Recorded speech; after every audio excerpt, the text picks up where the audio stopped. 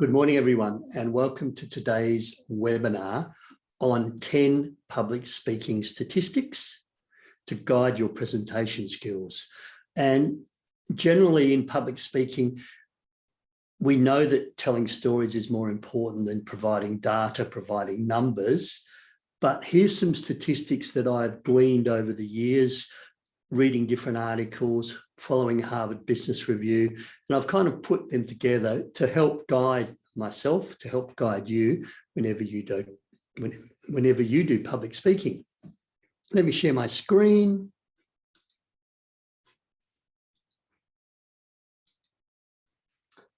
So Peter Dew is my name. I'm a public speaking trainer and coach, and I love to help people be more effective, more confident, more influential with their public speaking.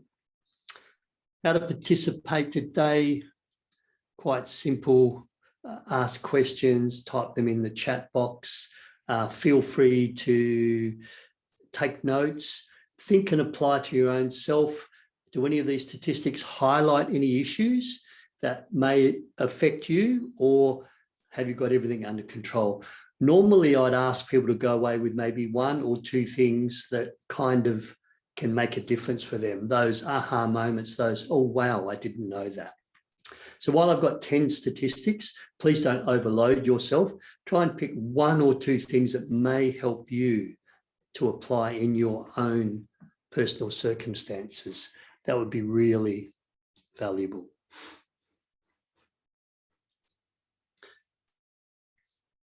And if you have questions afterwards, then please, once again, do email me. You've got my email there, peter@peterdew.com.au. First statistic, the first 15 seconds count. You have 15 seconds to make a good first impression. We only have one chance to make a good first impression. And it's called the rule of primacy. So behavioral psychologists say that the first 15 seconds you need to influence, to engage, to have a hook that sort of grabs people's attentions. People remember the first 15 seconds. So a soft opening, good morning, everyone. My name's Peter Dew. It's a real pleasure to be here today. I know some of you traveled a long way. Can I get you to turn your mobile phones off? Toilets are down the back. You know, that's the 15 seconds of housekeeping. Hold the housekeeping back. You do need housekeeping. These are the safety exits, mobile phones off, but start really quick. Start strong. Start with a powerful opening. In job interviews, Malcolm Gladwell did some research, and he's saying the first 7 to 10 seconds makes an impact on how well that job interview panel is going to rate you. So they've got your selection criteria, they've got your qualifications, they've got your experience, they've got your referee reports. So they're going to be looking at other skills, other soft skills, that loyalty, the honesty, the reliability, the connectors, the rapport building, the conversational style that you bring, and all this comes across non-verbally. So first 15 seconds matters. Start strong, start with impact. I previously wrote a blog around 6 ways to start a presentation. Be controversial, be contentious. Start with an amazing quote, something that inspires you from someone that's relevant to what you're talking about. Start with a statistic, for example, a statistic that kind of, whoa, blows your mind. Yeah, there's a whole range of ways of starting, and lets people know they're in the right room for their issue, for their problem, for their concern, for what's keeping them awake at night, and then they're engaged right up front. So statistic number 1, Malcolm Gladwell and a few other researchers, first 15 seconds counts, first 30 seconds counts, first 10 seconds. Start strong. It is called the rule of primacy. First words matter. Eye contact. eye contact is really important. I was running a workshop yesterday, and one particular participant was quite interested in what was happening out the window. And so consequently, they were talking out the window quite a bit. And this is where you lose rapport. This is where you lose your connection. This is where your peripheral vision doesn't pick up what's happening in the room. If the audience sort of rolls their eyes and shakes their head, probably you've got resistance in the room, and you need to acknowledge that, take a step back, acknowledge the elephant in the room, and bring people to some common ground before you start asking them to change or to follow you. When someone asks me a question, I always reflect it back. So you want to know what my view is on National Disability Insurance Scheme. And if a person does this, I know I've heard and interpreted the question correctly. If the person does this, I know I've misinterpreted the question. This is my eye contact. My philosophy with eye contact is that my lips don't move unless I'm looking at an individual in the room. Small group yesterday, about 10 people. I'd have contact with one person for 3 to 5 seconds. Then I'd go to the other side. I'd randomly pick someone in the middle. Then I'd go someone more to the left, someone more to the right, and back. And I have mini conversations. 3 to 5 seconds is the statistic, is the sweet spot that you can make real eye contact with someone. 3 to 5 seconds allows you to connect, allows you to let them know you're talking to them, you care about them. My message is about you.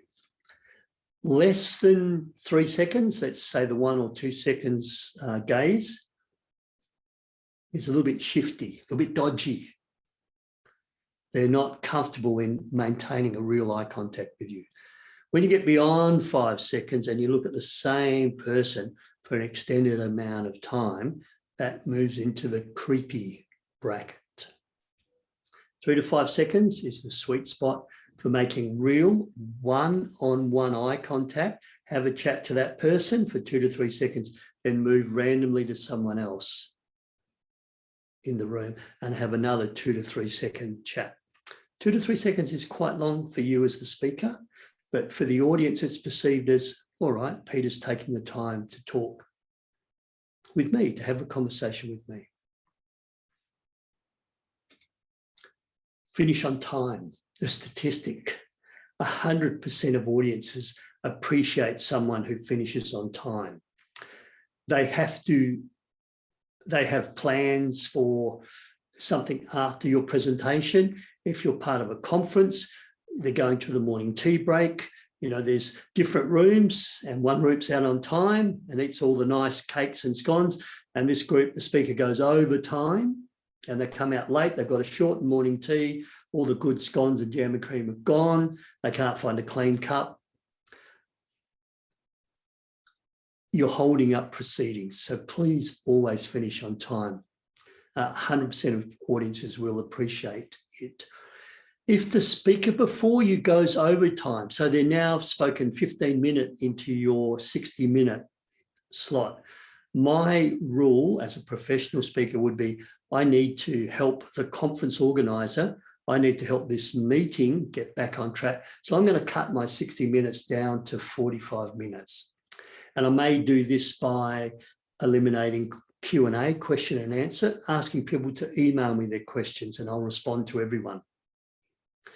I may do this by just shortening some of the stories I had. Maybe I was going to give 3 particular anecdotes, 3 stories to illustrate a point. I might just drop it to 2 stories. Still the same point. We're not going to lose the point, but I'm going to give you less anecdotes, less metaphors, less stories to illustrate that point. Yeah, going over time into the next speaker's time is disrespectful. Going beyond your finish time when people have got other plans and in their mind is once again disrespectful. And people shut off. They shut off. I'm going to lunch at, 1 o'clock break. my mindset is set around that. I'm going to ring my wife, see how my sick granddaughter is, and you're speaking at 1:15 because you're going overtime. Yeah, you've lost me. What about finishing early? What about going under time? Is that a problem? It depends. I think audiences love that 5-minute finishing early, and I always let audiences know, if I can let you out of here 5 minutes early, then I will do that. If I let audiences out 15 minutes early, and yesterday was a one-day workshop, if I let people go 15 minutes early, it may be, and they've paid me money, it may be that they feel I haven't delivered full value.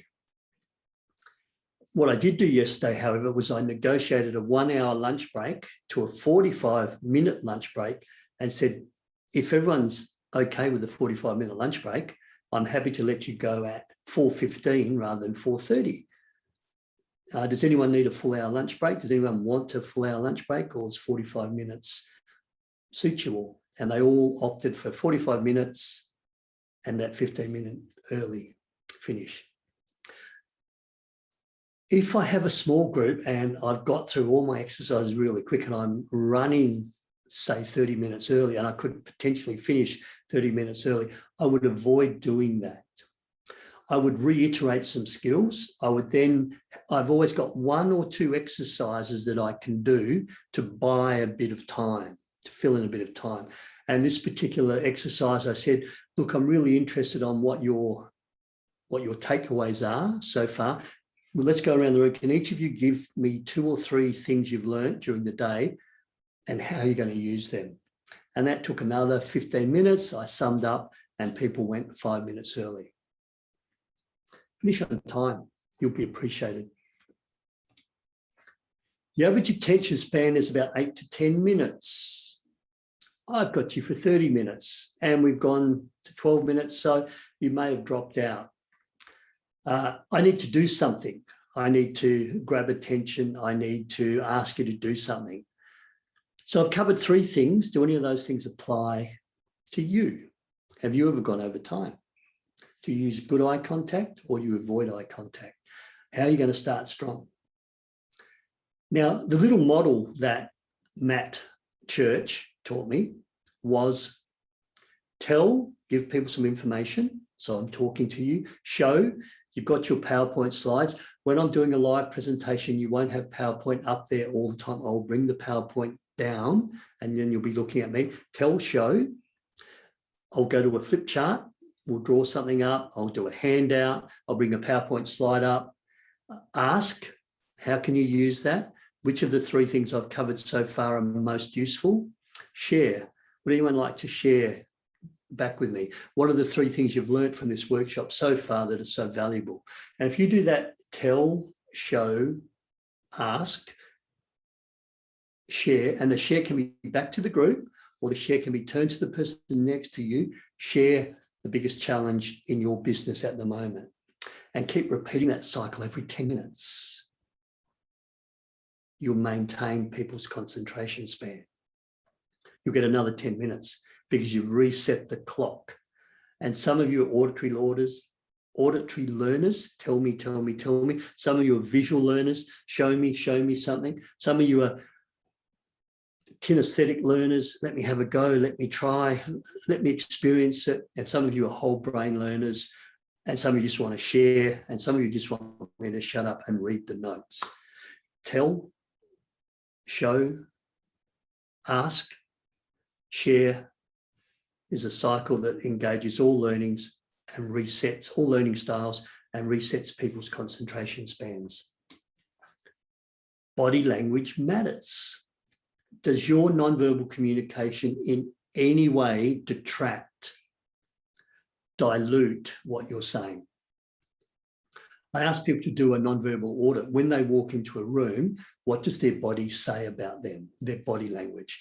Are they confident? Do they smile? When someone throws them a hard question or challenges them at a meeting, do they melt or do they remain calm? Or do they get aggressive and angry and annoyed that you would possibly challenge me? And some people don't know that. Some men, their baseline communication They're happy as can be, nothing's gone wrong. Their baseline communication is seen as quite assertive, sometimes maybe aggressive. Some women, their baseline communication is seen as a little bit passive, a little bit shy.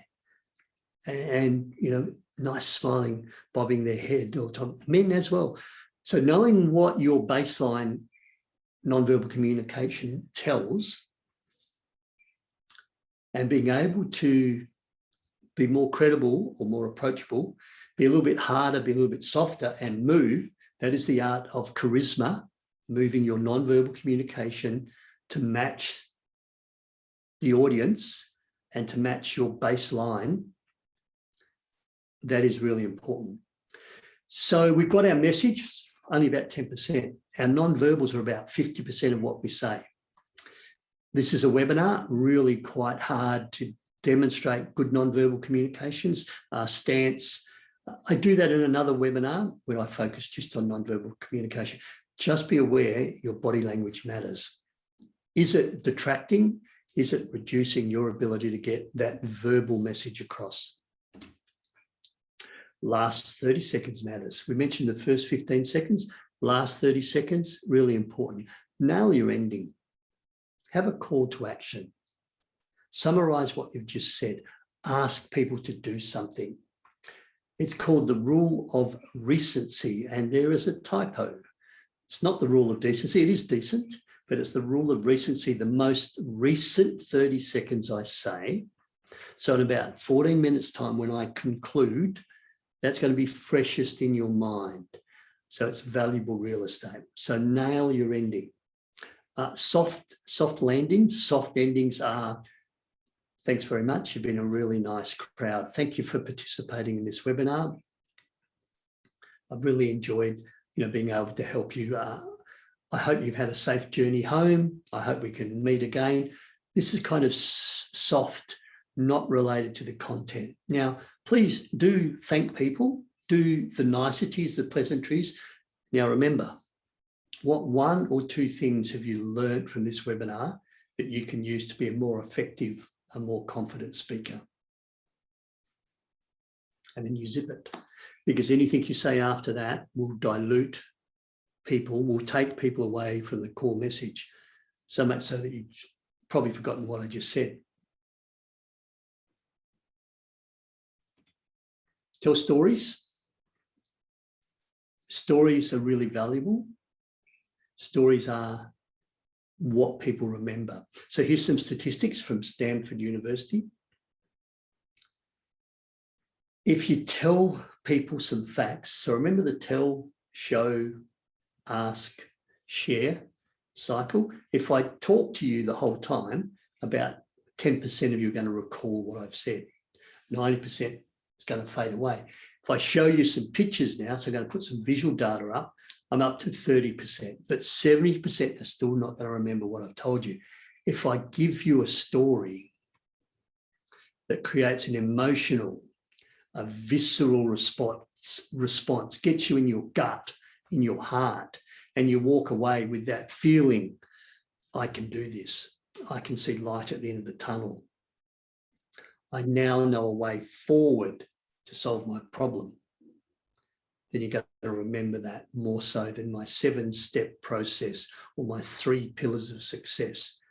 Stories help move people emotionally and viscerally in our gut. And that's what people remember.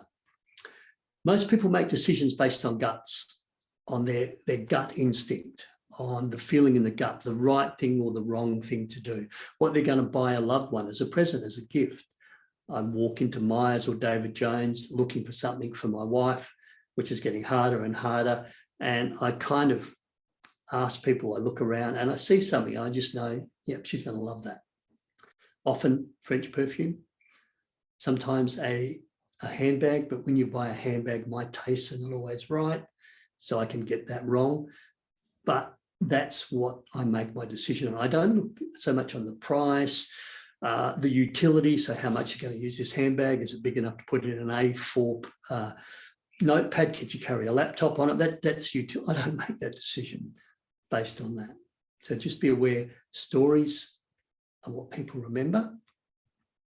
Use your storytelling when you're doing your public speaking.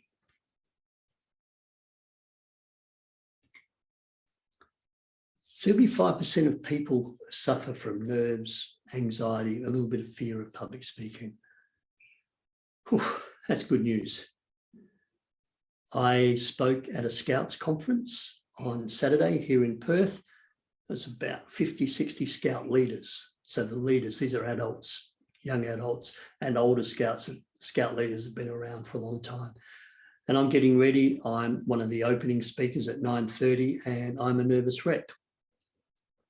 But I know that most people, 75% apparently, do get a little bit anxious, nervous, have a little bit of fear around public speaking. So while this statistic doesn't help you really change much, what it should help you do is acknowledge that the majority of people, when they stand up in front of 50, 100, 1,000 people, will feel some anxiety, some nervousness. It is normal. And it's not about getting rid of nerves. So unfortunately, in my public speaking workshops, in my webinars, in my coaching, I do not have the ability to remove nerves from you 100%. I give you the skills to speak effectively, confidently, and influentially with your nerves. The nerves are still here, despite your nerves. The majority of the world's population do get anxious when it comes to speaking.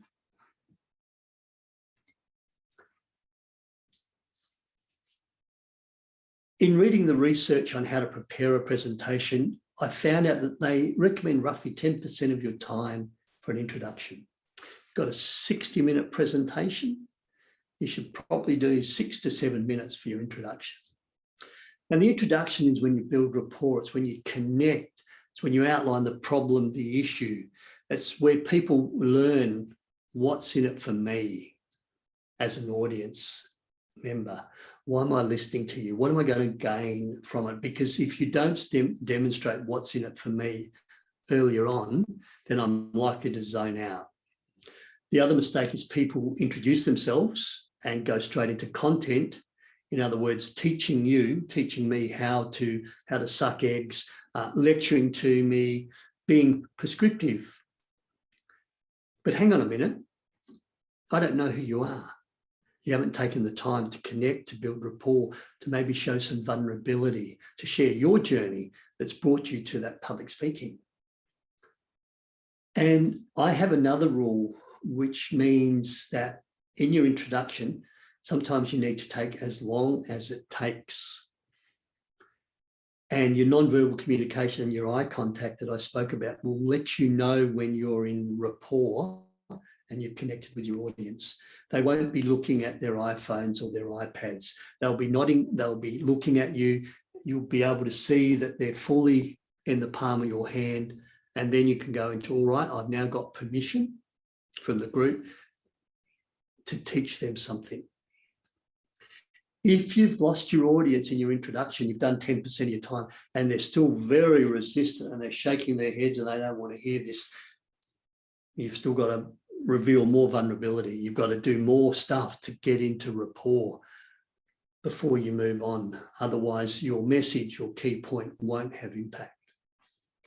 Roughly spend 10% of your time building that connection, that rapport, that trust, letting the audience know who you are and what they're going to walk away with, what problem you're going to solve for them.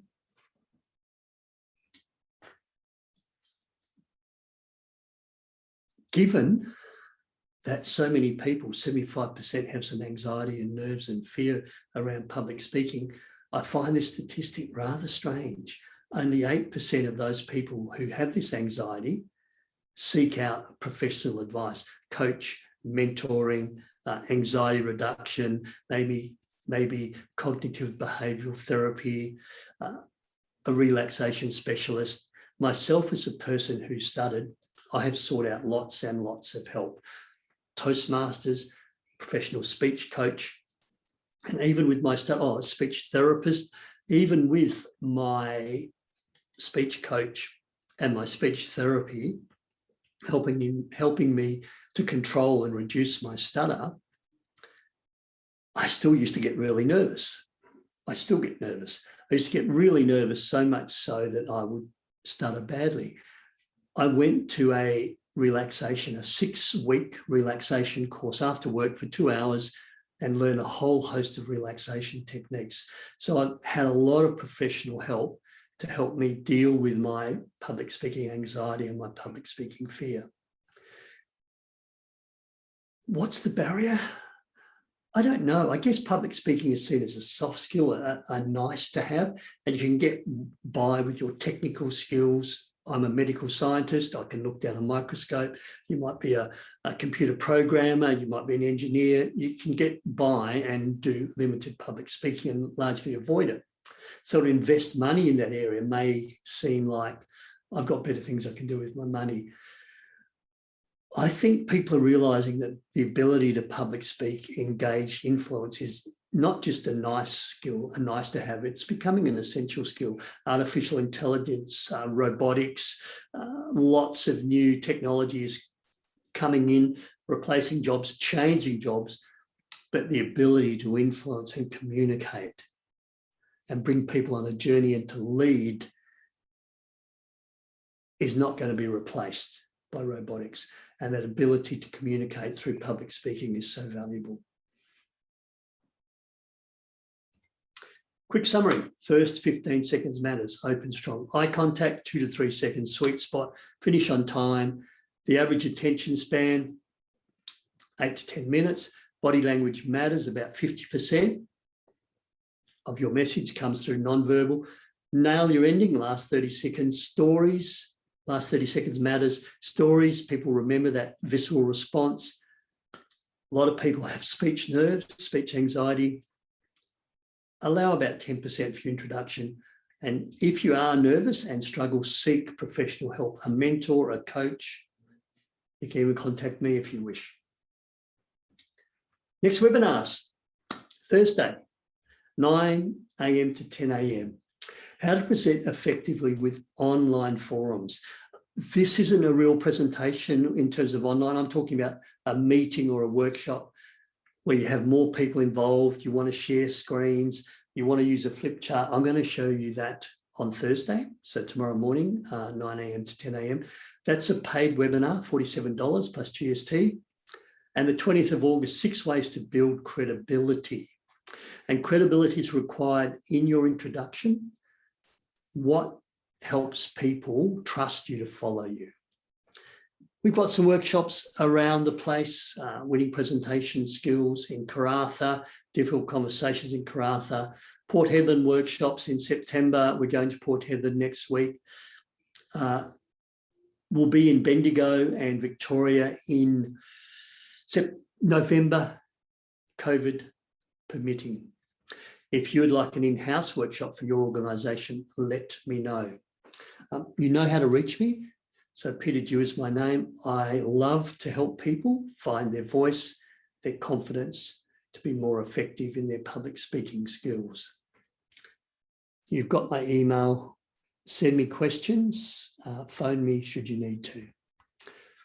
So which of these 10 statistics that I've just randomly put together has been of value to you? Are you going to start stronger, or do you need to end stronger?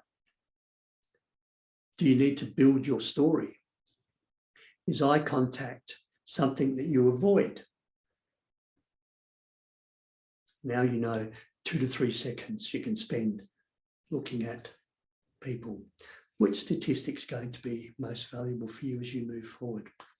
This is Peter Dew, Corporate Communication Experts.